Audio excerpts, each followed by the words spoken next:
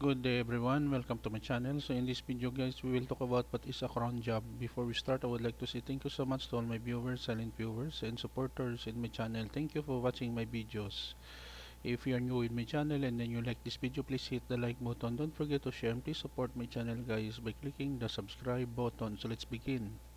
What is a cron job? A cron job creates jobs on a repeating schedule. Cron job is meant for performing regular schedule actions such as backups, report generation, and so on.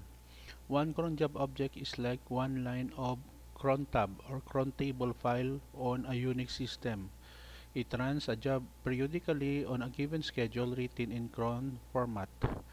Okay guys, so this is the end of my report on what is cron job is all about. Thank you so much for listening and watching my videos. If you like this video, please hit the like button. Don't forget to share and please support my channel guys by clicking the subscribe button. See you in the next video tutorial guys. This is your friend Jake saying bye bye for now.